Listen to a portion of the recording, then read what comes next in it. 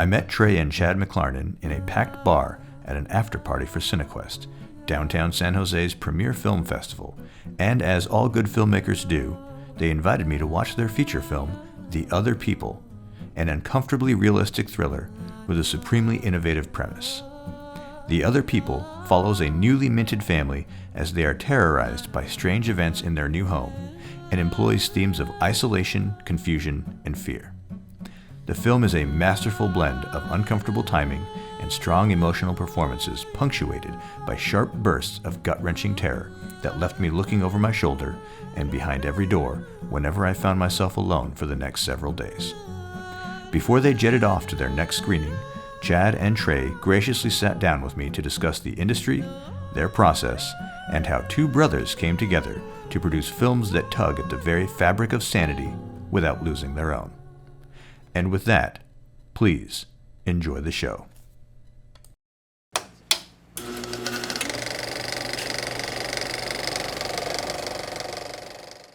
Thanks for being here. We are back with another episode of The Shortcut with Trey and Chad from the film The Other People. Ooh. So why don't you guys go ahead and introduce yourself? We'll start with you, Chad. Well, my name's Chad McLarnon. Writer, director, editor, VFX artist, producer. I guess co-writer, co-writer, co-producer. Yeah, that's me. All right, Trey. And I'm Trey McLarnon. So we're obviously brothers, and co-writer and executive producer for The Other People. Awesome. So thank you for introducing yourselves. Let's jump right in. We're here to talk about filmmaking and the wonderful film that you guys made, The Other People, and screened at CineQuest. Today was your second screening, so and also on the last day, I think, of CineQuest. That's at it. this point. This is it. So last night was your world premiere. How did that feel? Overwhelming. I don't think that there's any better word to encapsulate it. It's the culmination of a great many years of work. It was also, it's like layers on layers on layers. Obviously our first film festival with it. It's my first feature. We both worked on it very, very hard to get to this point. Yeah. But then on top of that, our incredibly magnetic and wonderful lead actress, Lindy Greenwood. Yeah. Who you've seen the film, and so you know the level of experience that it is to watch her.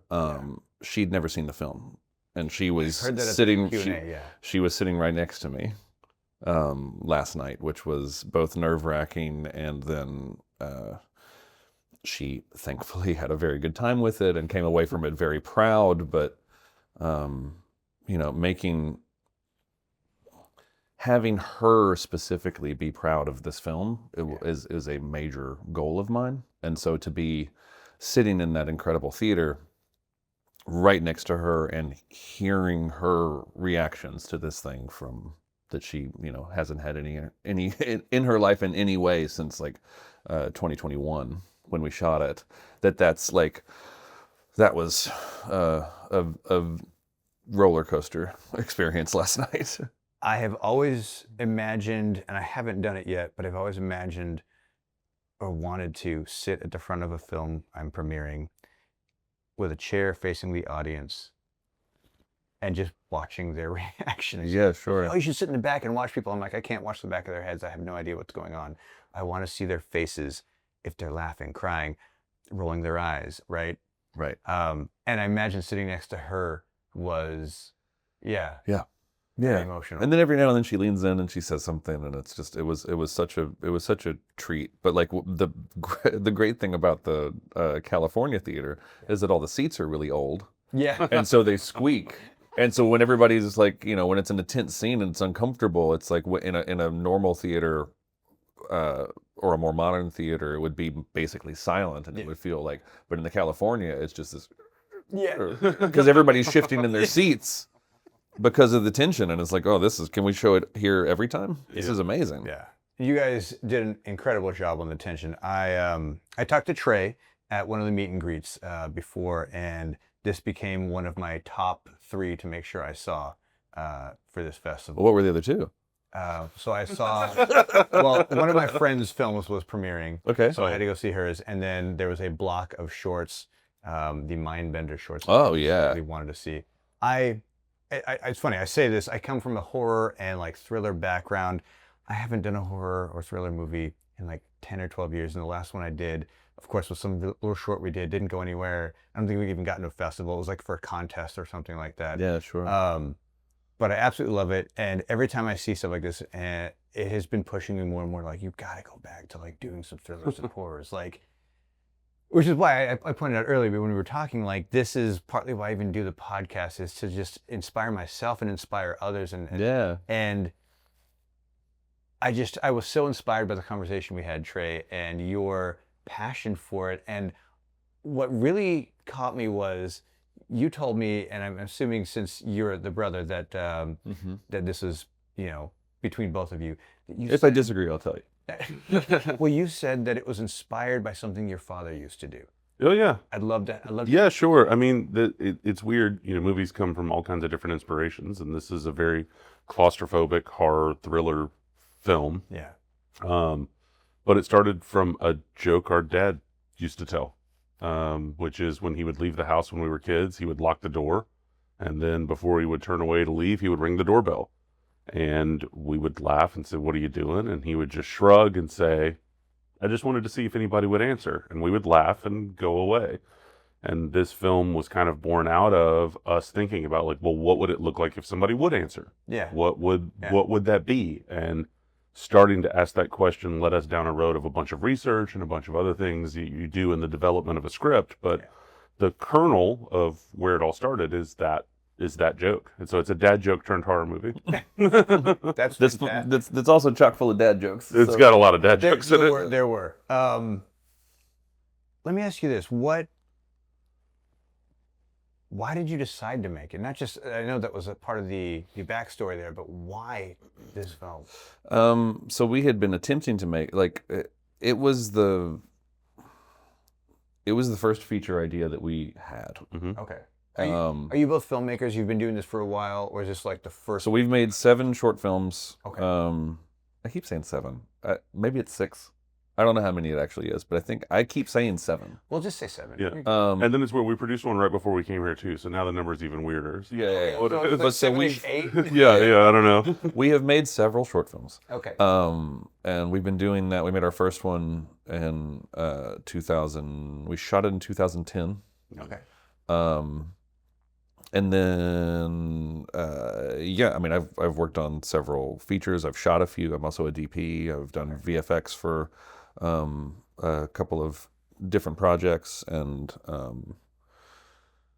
we own a production company that does like music videos and lawyer commercials and like right. Yeah. I mean, oh God, like what a dream to just have a lawyer stand in front of a green screen for 4 hours. It's like the best, most cush thing ever. I love it. Like it pays the bills, but it does not satisfy the souls. No. It satisfies the soles of my shoes. I can tell you, keeps the holes plugged. But so yeah, I mean, we both do this full time. Okay, This is the only game, the only gig. Awesome. Yeah, I look at the pantheon of like little posters and things from several years here, and I go, this is not what's paid the bills, by the way. These are the things that I'm proud of. Yeah, sure, of course.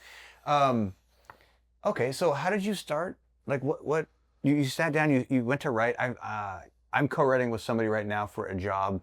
I'm co-writing for a show we're doing in China later this summer, and It's been a crazy ride. But as brothers, both of my brothers, one lives in Baltimore, one lives in Hawaii. They're both like property manager or construction guys. Like, I can't fathom sitting down and writing a script with them? It's. I mean, our process is insane. We didn't know that it was insane, but after having like, because when we started, we didn't have any idea what we were doing, and so like we sit. When we first started, it was almost like we were passing the computer back and forth to each other. That's how it was when we were first starting. Yeah. But once the Apple MacBook computers started to allow screen sharing, So this has been going on for a long time then. oh yeah, Oh, yeah. we've been working on stuff and writing since like 2008. Oh wow. Okay. And so we shot our first short in 2010, but we were writing stuff together before that, but once they started like to where screen sharing was integrated with the system, Yeah. we were like, oh, this is awesome. And so we pull up 2 laptops. One of us pulls up Final Draft, and then the other one screen shares that thing, and we literally write into the same document. Yeah. In the same room and in real time. Yes.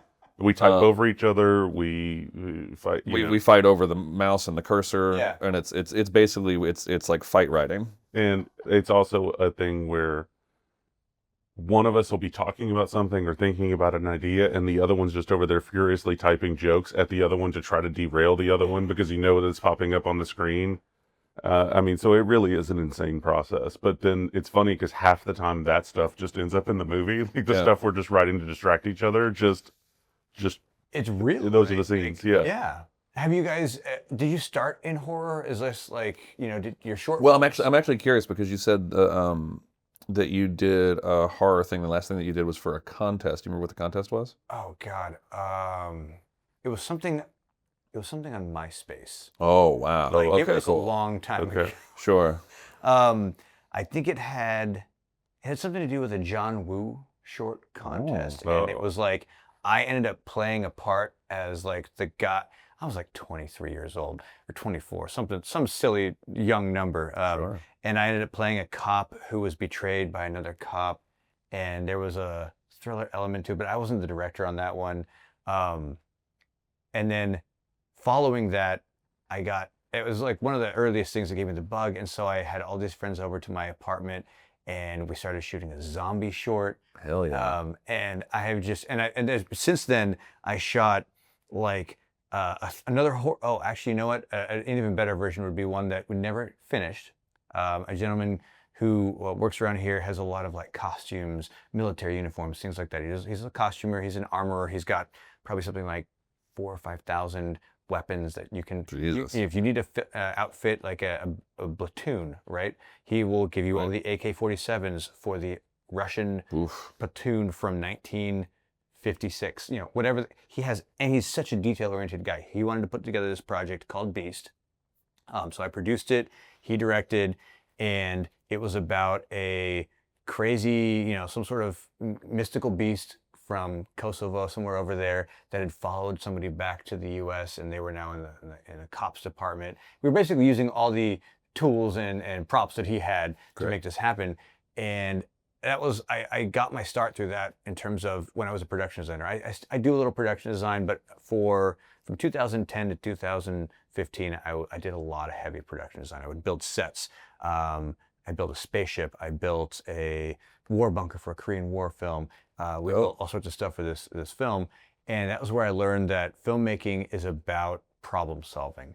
And one night we had a horde of zombies or ghouls or whatever they were, and they had to come charging at somebody. And we were like, we don't have the money for a ton of makeup artists. We don't have the money for this. So we got a bunch of raggedy clothes together.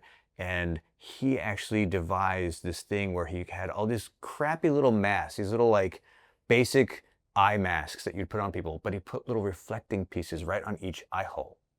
And so when we shined our lights at this horde as they were running towards us and the camera, all you saw was these shining eyes. You didn't see the mask, you just saw shining eyes in these dark, hooded people. And it worked out so well. And it was just one of those things that really pushed me. Why didn't you finish it? Unfortunately, it was not up to me. You're a producer. I was the main producer, but he had involved another producer, and that other producer was much more financially solvent than me, we'll say. Oh, I see. And he and him got in a fight, and I had to kind of back out of it because I was not, I didn't have the guns to fight that fight. Sure. Well, the armorer was fighting. You're not going to get out of him. You're not going to outgun that guy. I did edit that trailer. AK-47s. No, it was, but I did edit that trailer, and it's one of the things that people to this day, including him, will point out and be like, man, you did a really good job on that trailer. And I was like, well, you gave me some really good stuff to work with. And I think that was one of those early days where I learned it was about collaboration, right? This business is not about one person having one idea and doing everything themselves. It's about what you put together to make the film come together. And I heard something when you guys were up on stage. I had to bow out of the Q&A, unfortunately. Yeah, it was late. It was late. But it was great to hear you talk about how difficult it was to get that bench scene shot. And we're not going to give away, the film, but like there's a scene out in the open, and you talked about how many different things cut into that scene and how it's a miracle it even came together.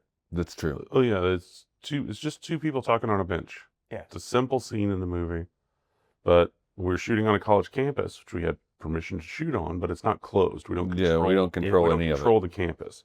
So it's just a functioning college campus. And we're shooting, we have everyone sitting there, we have all the cameras set up, and a maintenance truck just came and parked in between the camera and the bench. Just parked on the sidewalk. So, bye guys. And then, so I go and talk to that guy, I get him to move, and then when he moves, there's like people mowing the grass. It's like a cartoon. Like he pulled away and now there's people mowing.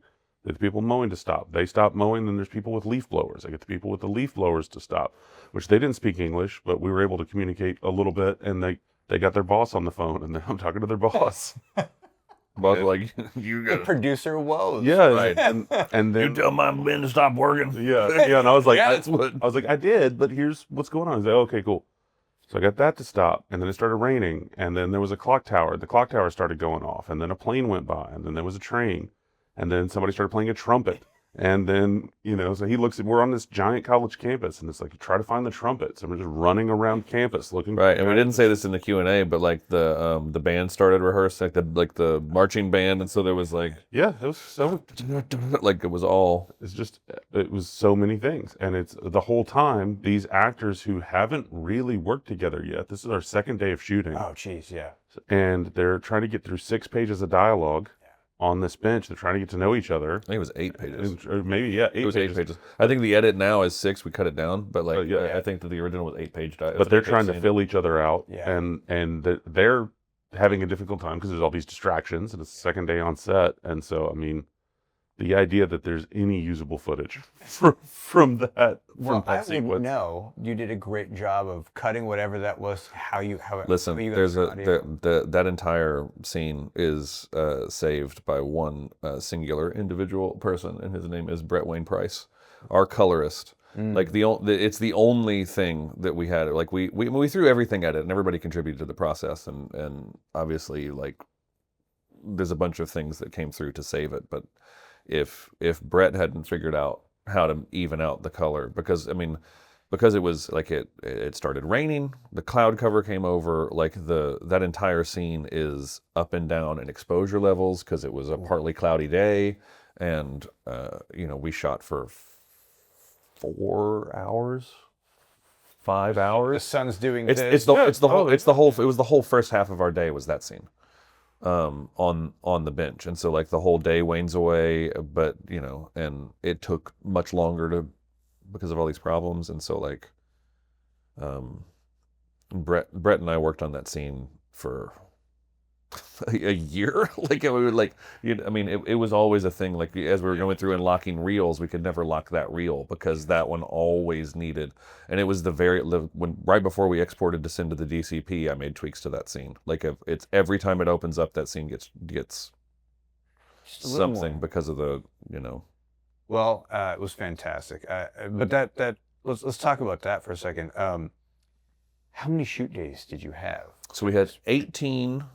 20. We had 20 principal. Okay. Is what I said. Yeah, 20. I said 20. We have 20 principal. We had 18, and then we had 2 more. Yeah.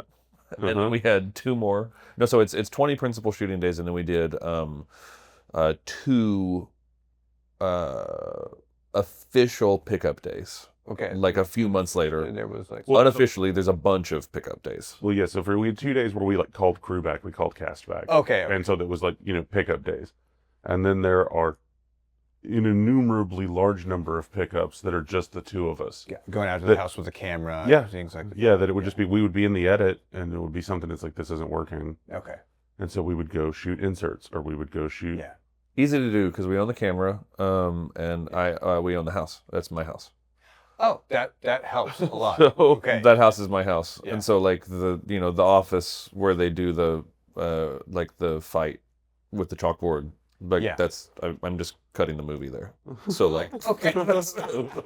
that's my office, and so like it's makes it a lot easier to do. Yeah. But yeah, I mean, we had, I don't know, I can't even begin to think about how many. Yeah, I mean, and that's not good. That's not easy to measure in days because it's like, Well, it's little pieces here and there. And Right. you're like, oh, we need a shot of like the stove or something like that. and there's a bunch of those kinds of shots that we did have versions of from principal photography, but I didn't like them. Yeah. And it took me forever to find something that I did like. Things like there's like a shot of the moon.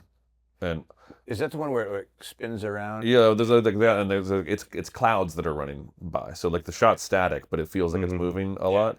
I shot the full moon every full moon for a year. Wow. Like if it was a full moon and I came out and there were clouds, I would grab my camera and shoot it. And the one that's in the film is actually like one of the the third one. It's an early in the process, but I kept trying to make it better. Right. And then I ended up using a lot of that footage for a lot of like the night sky in the film is always replaced. It's all anytime you see the night sky, Gotcha. it's a VFX. Oh, is it? Okay. Layer. So like full on. Were you ever doing day for night?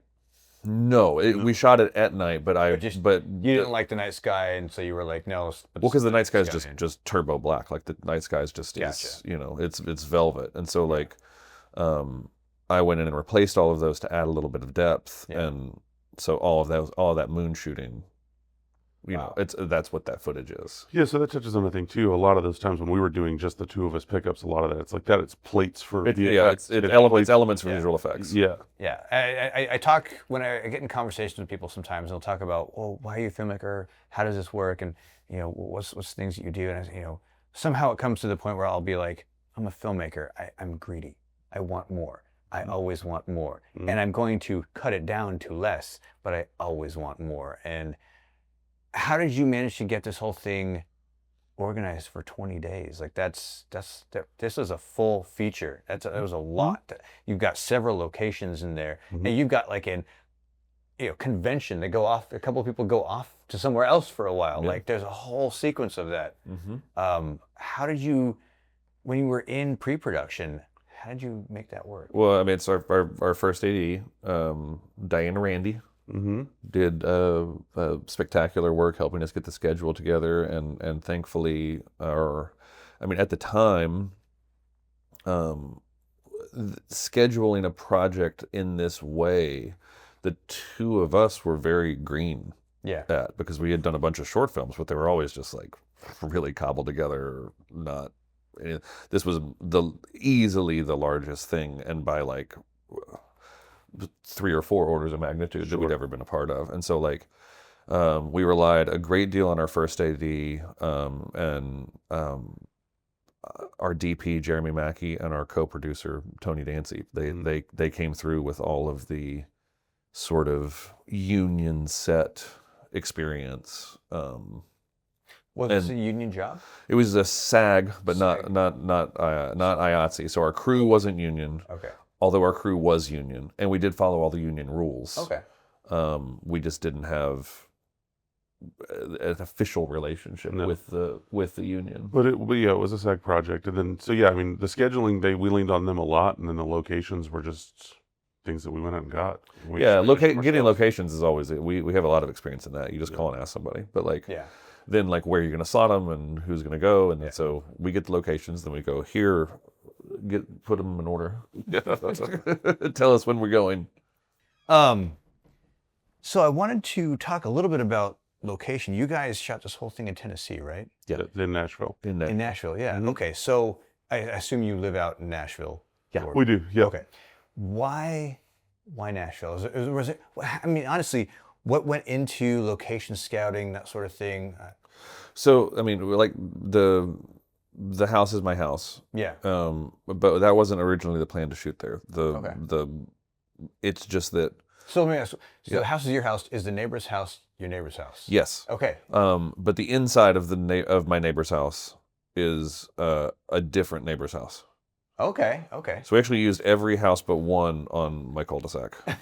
So What was it like getting your neighbors to be okay with I it? just asked them. They're incredibly supportive. I mean, I have a good relationship with my neighbors, thankfully, and they're Willing to have film trucks and set they were pieces just and they were just super great. I mean, I didn't really know how it was gonna go, but I mean, everything that we needed, they were excited to, say yeah and come on and be a part of it. And, very cool. It's not only just shooting in the interiors, but I mean, there's an RV in the Yeah, driveway yeah. of the neighbor's house. I Right. mean, it was there for a month. I was there for a month and a half. 'Cause I was there for a half a month before we started shooting. Right. And then also us parking production vehicles and everything else. I mean, we were there. We kind of took over that neighborhood for a month. Did you do trailers for your actors? Did you put them up in hotels or? We had hotels. Okay. Yeah. Yeah. So actually, that became a thing too. Like when you're operating with this kind of indie thing and you're trying to scrap it together, you have to find ways to double up with things. Yeah. So the hotel that was the weekend conference is the hotel that the actors stayed in. Okay. Like that we shot at that location. That's where we housed them, and then we shot there for that day. Yeah. So we got good rates on both sides, essentially. Right, because we were like booking a big block of rooms because we didn't shoot in the rooms they were staying in. We booked separate rooms, and then we also had to book a production room. And I mean, you end up booking a lot of things, but that we were able to work it out because we have a month of rooms here for people living here, and then we also need a block of rooms for this day. Yeah. So you get to work out those deals. Did you guys self-finance or did you have backers or how'd you put the? I mean, so we had an investment, but we raised it all ourselves. Okay. So I mean, there was not like another company involved or anything. Our company raised the money. What was that like? Did you put together a script first or a treatment and you go out and submit it to people or solicit? We had the script together, and that was all done, and then went out to people and with business plans and marketing plans and all of those things. And in short, I know it always becomes a question, particularly when you're talking about independent film, of how to raise money. How do you raise money? Everybody wants to know. Like, it's a big mystery. Yeah. This sounds silly, but it really is this simplified. Go to people who have money and ask them for it. I mean, that is the trick, and it is the missing part. And it's always the thing that people are looking for. Yeah. And there are things that go into that. You need to be able to talk about the industry because they're not going to know. Right. They need to have confidence that you're someone who's going to manage those things well, and that you're someone that is professional and knows what you're doing. Yeah. So you have to spend time on the front end educating yourself. But outside of that, you're really just going to present an opportunity to them. Were these people that you knew ahead of time, or was it like a phone book level of like, let me just find people with money? And I say that because I've mentioned before, I probably mentioned before, I'm headed to China later this summer to do some filming, and the investor for that, I'm directing it, and I wasn't involved in raising the money for it, but my co-writer is the producer and lead actor for it, and she was actually able to get the investors. And we were talking the other day, and I said, are these some of the other people that you've worked with before? Because we've had a couple other projects together. And she said, no, these people have never invested in film before. They don't know anything about it, but they're people that I've made connections with. Yeah, so it's a combination of those things. I mean, it starts off, a first film is always going to start with friends and family. Like, that's going to be part of the fundraising, and that they're very gracious to do that, which helps you lay a base. So when you're going to other investors, you're like, we have some money, we've got some skin in the game, whatever. Outside of that, it was a mix. I mean, it would be people that I met at bars. It would be people that I cold emailed on LinkedIn. It would be any number young professionals, mixers. Yeah, I mean, like literally just general business mixers. It would be, and then there's other things. You end up developing relationships. Yeah. That'll be things. There'll be that. You think about it. Raising money ends up being a lot like doing sales in any other industry. Yeah. And so you cultivate leads, you cultivate relationships, you have people that, There are people that I have developed relationships with for 4 or 5 years Yeah. that I have never asked them for money. Right. Like, we have just been friends and you spend time and whatever. But, you know, it's not like so Machiavellian that like the reason I'm friends with these people is so they can fund my movies. But it's that you have to put yourself in those circles. Yeah. That becomes the deal, is that, you know, part of this work, if you want to make independent film, is you have to put yourself around people who have those resources. Yeah. And then you have to spend the time of maintaining and developing those relationships. And I'm assuming you have to maintain them afterwards as well, right? You Yeah. better believe it. Yeah, but I mean, it's also just like everybody. That's the trick to fundraising, but it's also the trick to like working and life in general. Yes. Is that Yeah. people want to spend time with friends, Yeah. and so if you're spending any time with someone, the goal of everybody involved is to become friends. And the reason that like time feels either wasted or bad or like it's an interaction you didn't care for is because that didn't work. And so like typically, if you have somebody that's in your life that's been around for a pretty good amount of time, the idea that that person is a friend is the reason that they come back and That's right. multiple times. And it's not, I mean, at least for, I think, people that don't have the like wild Machiavellian sort of life approach, because it's just the thing that serves is friendship. Yeah. First and foremost. And that becomes a two-way street too, of like, that also means that you're there for, they're there for you when you need them, and it's vice versa. Yeah. And then also, let's say that they don't participate in the film or they don't do anything. That doesn't negatively impact the relationship. Right. And that's where the genuineness lives in it, is because that's not what it was about. Right. Like, you're like, hey, it would be cool if you wanted to be a part of this because I think it'll be fun and we'd have fun together. And if it's not a fit, we're still cool. Like, we're still Yeah. going to hang out. Like, Yeah. those things aren't like, this isn't like a, how dare you, you know, it's not transactional in that way. You can't view it that way. Yeah. But I see so many people make those mistakes Yeah. where like, they're like, I built this up and I worked on this and I went and asked this person and they said no. And I'm like, well, what did you do? And it's like, well, I haven't talked to them since. I was like, why? Yeah. That's insane. Yeah. Yeah. Like, you know, that you're making your job so hard every time. Yeah. Life and friendship, in my opinion, and I very much agree with you guys, it should not be transactional. And it's absolutely the same thing. I have probably hit up, I can't even think of how many people I've hit up for potential investment over the years. And some of them have, and some of them haven't. And it's never been, and honestly, some of them have approached me because it's been a long time. They've been watching what I've been doing. And that's probably the best, is when they approach you and are like, hey, is there something you're doing that I can invest in? You know, you have built the right relationship and the rapport. You've done the work. I don't, it's not even that I think that transactional relationships are a particularly bad form of relationship. I don't believe they exist.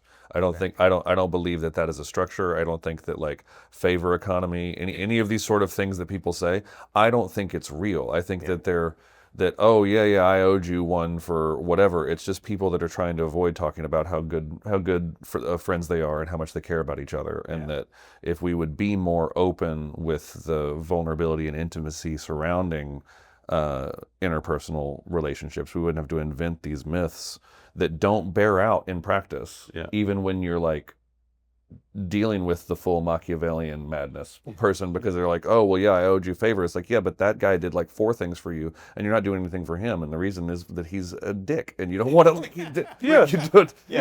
like, he's just kind of mean. Yeah. But he did do a bunch of stuff for you. And if that transactional thing were real and if it did truly exist, then you would, you have a debt to pay. And I don't believe in it. And it's not just all business is a relationship business, and this business for real is a relationship business. Yeah.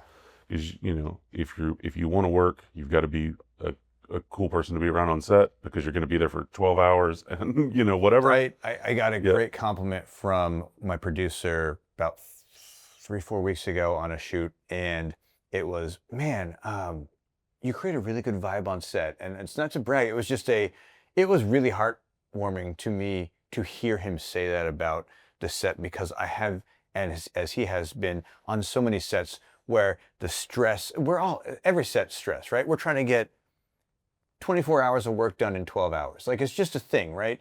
And so we know that go, go, go. The AD is like, hey, get back on set. Hey, we got to do this thing.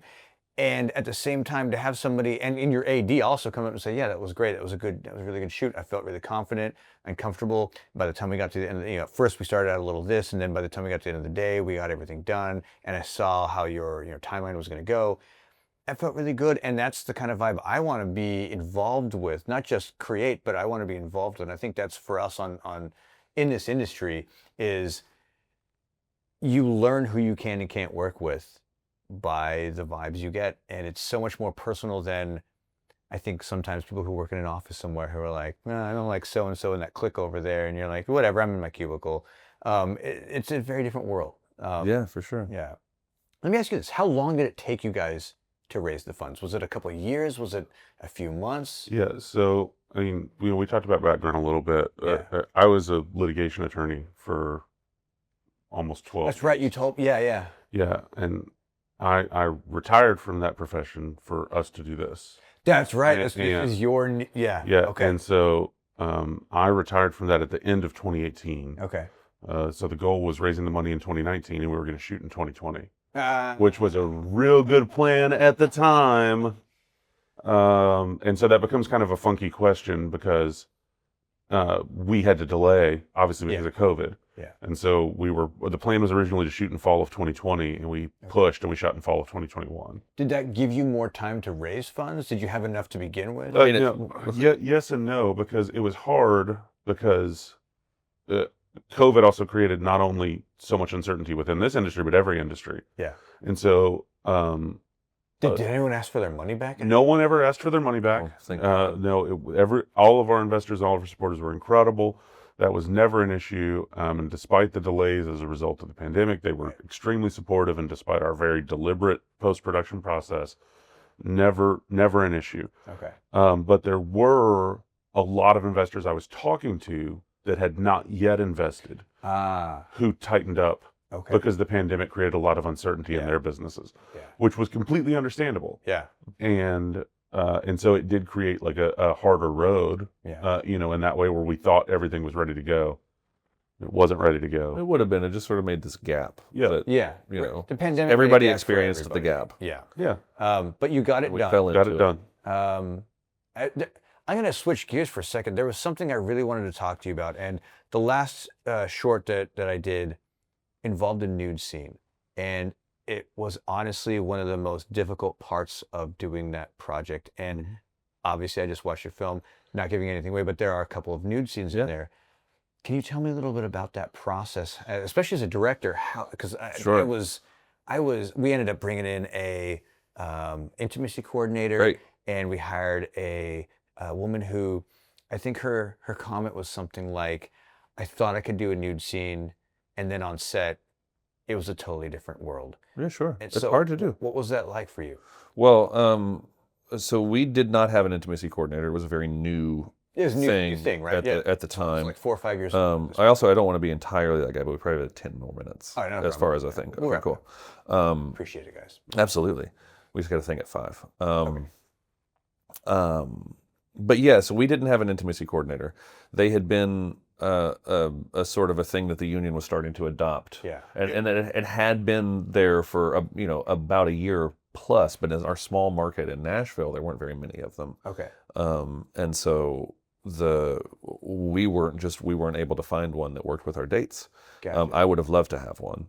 I think that they're incredibly important, and the trick to the entire thing is communication. Yeah. And there's a really great, robust process. Was your film a SAG film?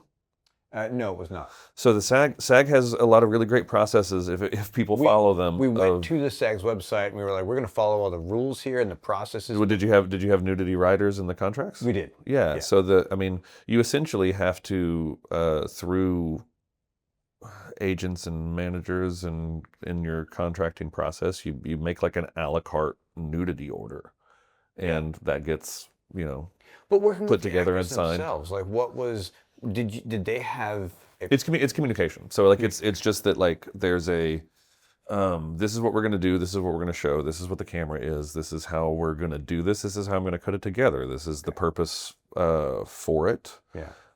We do closed set, so there's essential people only. Yep. If the there's a lot of opposite sex situation that like you have to be like, you don't want a nude female actor on screen in a room that is only dudes, and usually like kind of grizzly dudes. Yeah. That that the trick is to just communicate and make sure that they feel safe. Yeah. But more than that, this is why intimacy coordinators are so important, because they have actual power on set. Yes. Is that the communication and the safety and the trust that they have, that they could make a request, or that they could back out of it if they want to. Yeah. That the person that they request that of has their best interest at heart. Yeah. And what we did on our set is just built that position into our AD and our costumer. Yeah. And so like it was this is for these scenes, this is your job to make sure that these people feel safe in what they're doing. Because I mean, I have a great relationship, and had, by the time we shot any of those scenes, developed a very good relationship with the actors, and we trust each other implicitly in the way that is unlike any other relationship that I've ever had in my life. Like it's the director-actor relationship when you're really doing it like you're supposed to. Yeah. There's almost nothing that's more intimate, which is surprising to say. And that even though there's that, right, they are there to serve my vision, and so I'm not the one. They can't tell me, or they wouldn't tell me, right? And so you have to build a proxy to make sure that communication is there, and it's good, and then also just like don't hurt people. Yeah. I think it was an eye-opening experience for me when I went through it. One of the main things I initially insisted on is that we have an intimacy coordinator, because I was worried about all of the above, if you will. And as we've ran into on set, the woman who was getting nude for our scene found that she was way more uncomfortable when the actual prospect hit than she was in rehearsals and our chemistry test. And that's just, we didn't have the kind of budget to be like, fine, we'll reshoot this another time, or we'll go find some other actor or something like that. We had to work with what we had. But having the intimacy coordinator there was a huge part of making her comfortable, allowing her to feel like she had control over the situation. And as you said, excluding anyone who did not need to be on set for that. And we had all these cues that the intimacy coordinator would put out. She would be like, okay, we're going full nude now. I agree. I think it was very important. I know you guys didn't have one, but now that I've worked with one, I'm a huge advocate for it. I am as well. I mean, I think that they are doing very, very important work for a part of filmmaking that's been unsafe for a lot of people for a really long time. Exactly. That was part of why I approached it that way. So I know that there has been, and our industry has not the best backstory on a lot of things like that. No. And I think it's important that we move forward in the future and do our best to be better at it. So I'll move on to our last little bit here. Is a big part of this is trying to give advice and inspiration and insight for future other filmmakers, some future, some who are working on it now, even people who've been veterans. If you guys had one thing you wanted to tell other filmmakers that you learned from this project, what would it be? Trust yourself. Nobody cares like you do. Don't listen to my advice. Don't listen to any advice. People that give advice are self-aggrandizing first and foremost. That they're trying to make you think that they're cool, which is exactly what I'm doing right now. Okay. It's not a, nobody knows the thing like you do. Okay. And so if you're finding something that's like synchronous with what you feel like it should be, then just don't listen to it and just focus on what you think the thing should be. You know better. Yeah. Listen to your own vision. Yeah. Yeah. I mean, related to that, the second you try to create anything, external things start trying to erode it. Okay. Things that don't have anything to do with the creation of it, things that don't have anything to do with the art of it. Like, you start getting pressure from people talking about your timeline, or people talking about why are you working on this so long, or the cost, or whether or not this deserves this amount of attention, or whatever. There's always these things that just needle at what it is that you're trying to make. Yeah. And then your own anxieties or your own fears can also do that. And so, in addition to not letting that stuff infiltrate, also ignore whatever pressures you think there are. It doesn't matter. Yeah. No one cares. No one is worried about it. And any of the things that they're telling you are about something else. So, like, whatever, let's say you've made a thing and you got into festivals and, like, you think you've got some juice. And so you need to capitalize right now. You don't. It's a lie. Like, the only thing that you owe anything to is the story that you're trying to tell. And if that takes you 5 years to make, it takes you 5 years to make. Okay.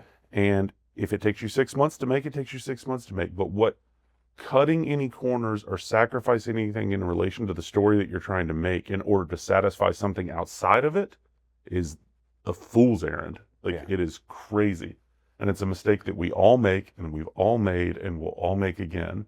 Yeah. But, like, we're here just now. We had our world premiere at CineQuest. All the people that just watched this movie, until we told them, don't know that it took, 5 years to make. Yeah. And don't care. And it don't care. It doesn't matter. The only thing that We're not going to get stickers for how hard we worked. Exactly right. There's a thing that our DP said a lot. There's no film festivals for the movies that came on time and on budget. There's good movies, and that's it. Yeah. That's the deal. 100%. And so that just has to be your focus. Whatever other external stuff you're worried about from business people or whatever, it's all nothing. Okay. Make the best thing, and that should be your only focus. I love it. That was from both of you. That was amazing. What's up next for you guys? We're working on a rom-com. Oh, yeah. Okay. Okay. So next episode, we're working on a rom-com called Mixtape. Okay. That sounds cool. Is it a period piece at all, or just No, okay, current. Okay. Mm-hmm. Where can people see this? I mean, I know it's film festival circuit right now. Are you expecting it to be in theaters at some point, or? I mean, yeah, an international theatrical run, right? Okay. Yeah, sure. We don't have, it's all just starting. So we'll be doing festivals all throughout this year. The next place that it can be seen is Fanispoa in Porto Alegre, Brazil. Whoa. It plays there April 19th. For anybody that's in Brazil, we will be there. We are. That is amazing. We will high five anybody that's there. I don't know that I'll make it, but if it plays in China later this summer, I'll be there. So Hey, we might. So if you see some festivals, let them know. Yeah. Pingyao International Film Festival. Okay. Give it a shot. Let them know we're doing. All right. Yeah, great. All right. Well, gentlemen, thank you so much for being here. Trey, Chad, it's been an absolute pleasure interviewing you guys. And I really look forward to what comes next. Thanks so much. Appreciate it. Cheers. All right.